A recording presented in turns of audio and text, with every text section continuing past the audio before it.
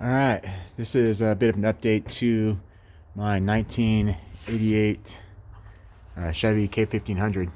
I put an LM7 in it, which is just an LS base engine. In my previous video, I mentioned that I didn't know where to put my air conditioner. I bought a bracket, put it there, ran it there for a few months, but the belt kept slipping off. So now that I've relocated to Colorado again, where it doesn't get that hot, I no longer need to run my AC, so I'm good without this having air conditioning. The motor mounts, which I didn't mention too much last time, are in a different position. So this engine runs about 1.5 inches forward than the stock 350. I still have not figured out what I'm going to do about the ECU and additional wiring. This bracket has held up for thousands of miles right here. It's not pretty, but it works. Holds everything else in there. The battery location doesn't bounce around. The water relocation or the coolant relocation doesn't bounce around either. But what has been recently updated is my suspension. So I went from independent front suspension, and I am now installing a Dana 44. Don't mind the mess. Snow just started, so the garage is a little bit messy as we get ready for winter. There's a bunch of problems that I've come across with installing a solid front axle and replacing the IFS. You have to do some cutting. There's not a lot of major cutting. Most of it's cosmetic. This bracket was originally for the shocks. This is for the I think they're A-arms. This is the upper part of the suspension. I need to replace this caliper with Chevy's calipers there, and there's some shaving that needs to happen if you want to keep your stock 15-inch wheels. These tires are pretty expensive. I didn't want to replace them just yet, so I bought some cheap Steelies, but the problem is that the 15-inch wheels rub up against the calipers, so I had to get offsets and shave off a little bit of the caliper. Another problem that I'm having is that I thought I was going to be able to use push-pull steering on this. There's holes here for the steering arm, and originally there's a bracket or an arm that would come out this way, reel back, and then there'd be a drag link that went from here to about here, which I could mount a steering box right here. But my stock steering box and my pitman arm is back there, and I want to work from that location.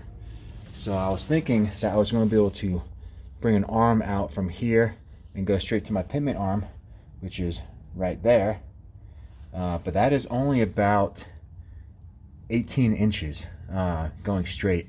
So when I turn left or right, I'm worried I'm going to have a whole lot of bump steer. I'm worried that I'm not going to have a whole lot of flexibility when I'm rock crawling. And there's just limitations. So I have to go crossover steering, which means I cannot bring my drag link from here to my pitman arm. I need to go from the passenger side. The passenger side is also a flat top knuckle, but it's not machined yet to accept a steering arm. There's no holes there. So what I can do, I guess, is go from here to my pitman arm, which you might be able to see with this camera. Yeah, you can see my pitman arm. It's visible, so technically I can go from one to the other. I just don't know how much clearance I'm going to have from here to my new leaf spring. So I'm working with some experts right now to figure out what the best method is, and it seems that everyone wants me to use the most expensive method, which is to get a new knuckle, or to get that knuckle machined and just do crossover steering right across. There's a bunch of benefits to that, but I don't want to spend a whole lot of money doing this. So we'll see. I'm gonna have to make the decision in the next week or two. You can see here, let's see if I can get this camera up there.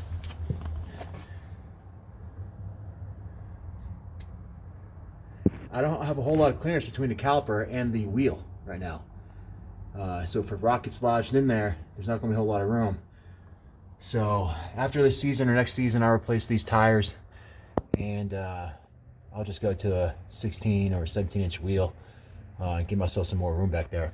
But right now, it clears and it spins. It's just not a whole lot of room. I bought this axle for a couple $100. I bought these brackets right here from Off-Road Design, local place in Colorado. This is pretty easy to set up. I had to drill a couple holes in my frame, but this is a bolt-on kit. It was pretty easy. I had to drill some holes here. See if I can turn this around a little bit. I don't know how much you can see, but that bracket right there is it's pretty much what I installed. That and that bracket up front, along with these leaf springs. It's estimated to lift the front of the vehicle about 3 inches, which will level out my vehicle to the back, which will be nice. But the whole setup is pretty easy. Actually not. This is another bracket. I just drilled a couple, maybe 3 or 4 holes on each side. There are already holes prepared for this. Once I get it on the road, I'll take it to a shop and I have them welded on there, so for a little more stability. But I'm pretty confident that these bolt-ons will work.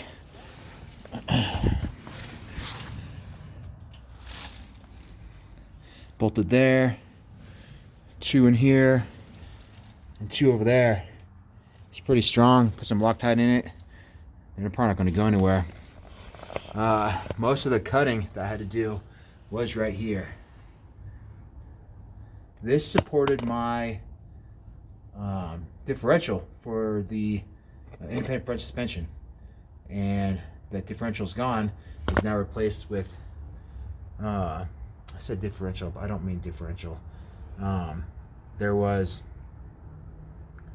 I don't know much about independent front suspension, but there was essentially the pumpkin for IFS was sitting right here, and this was the mount, and it was gigantic, and with it there was no clearance, so I had to cut that out. Other than that, there's not a whole lot of cutting, other than, again, this cosmetic stuff, but I might use those for my new shocks.